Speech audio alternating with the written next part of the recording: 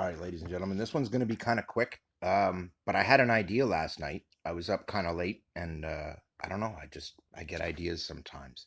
And in my head for a long time now, I've been planning out the full size version, what'll be an ultralight version of the Traverse that I designed, because the wing performs so well. It's I've been building aircraft for years, in scale, and flying RCs for years. I've flown everything from Mustangs and Spitfires, P-47. I've flown them all, either in simulation or an RC, and some of them in real life. But I've never flown a real life fighter plane, you might think. But I've actually been trained to fly F-18s. I grew up flying fighter planes, only I didn't actually get to fly any real ones. I got backseat time in an F-18 on one occasion. That was it before I transitioned over to the Army. I failed my IFF qualifications. I've talked about that before. However, because I'm designing this airplane, I have a lot of ideas that are going to be pretty cool in the airplane, from how the doors work, which has been done before, but basically I'm going to make it so that the window folds up and latches to the top of the bottom of the wing, and that way it holds itself in place. And I'm going to make it with a little lip that'll actually direct the air around it, so that it'll actually be able to be in that position while you're in flight, and you can have the windows open, which on a lot of planes you can do, and on some you can't. I want mine to be able to do that. In addition, the door I'm going to have fold down and split in half on a hinge and a little set of arms, and it'll come down as a set of steps. So it'll be nice because I want to be able to have it on floats. And from the beginning, I want to plan for that. There's been a lot of little details like that that I've thought of and know how I want my structure to be. I know as a welder, and as a builder, what kind of steel I'm going to use and where I'm going to use it, and where I'm going to use titanium, and where I want to use a softer steel, and where I want to use a hardened steel, and where I want to use chromoly T45 and all that stuff. I have it all planned out mathematically pretty much at this point, including the size of the aircraft and the cockpit and all that stuff. I mean, I've done a lot of planning. I'm ready to basically build the damn thing. And when I was starting to think about my ailerons and my various control surfaces, I had an idea. So let's say we take this. Now, we're going to pretend that this is a wing, okay? Now, when you have a linkage on your aileron, you have a single point of control that connects to that. And in the wind, there can be forces that apply a bend like this, where the aileron starts to bend because it's being acted on in one spot, but the wind is acting on it and trying to force it to move. And so what happens is the aileron actually starts to twist a little bit because it's only connected on one end.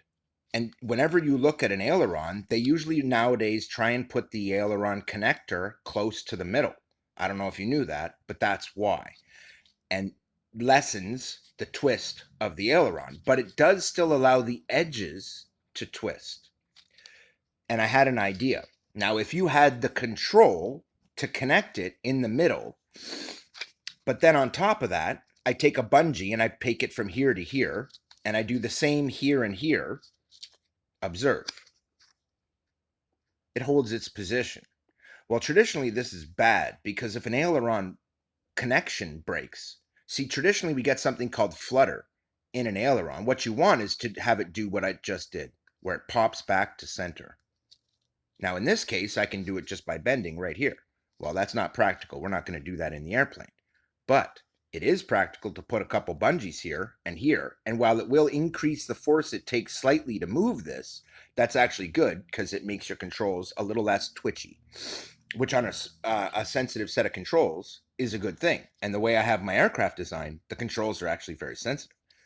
That's good because I like a sensitive airplane. Like I said, I like to fly a fighter plane. But this, I realized if I did this bungee idea right, it works because what it does is it preordains that when you let go of the stick, it will automatically come back to level. There is a force now being applied, pulling these even and holding them in position, which means the placement of these on it has to be correct. The farther back it is, the greater the effect that they will have. And you're actually going to want to place them right about in the middle just ahead of the middle, kind of like for CG. You want them to be right about 60% of the way back toward the trailing edge of the aileron, so that you have a good connection point right about here, and it has a really nice effect without being too sensitive. And the bungees don't have to be too strong or very long. And what they do is they connect to the outside of the aileron and the wing, which means I need two attachment points there to hook the bungee to. But once I do, I make my own bungees, and they're cheap, dirt cheap. But what it means is when I'm flying the airplane, for one, if the connection to the aileron is here, and I actually do my idea, but in addition, I take another bungee and attach it here and inside the wing and inside the aileron, right at the edge. So when you fold up the aileron, it'll expose both attachment points. You hook in a bungee and now drop it down.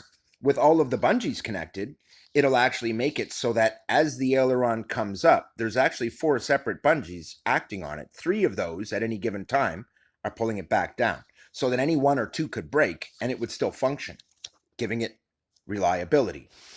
In addition to that, it reduces flutter to the point where you can normally, in a manual aircraft, if I'm under heavy wind conditions, the stick will be doing this. And the trick is you can't just death grip it, because if you're going fast in a fighter plane, you could rip the ailerons right off the airplane.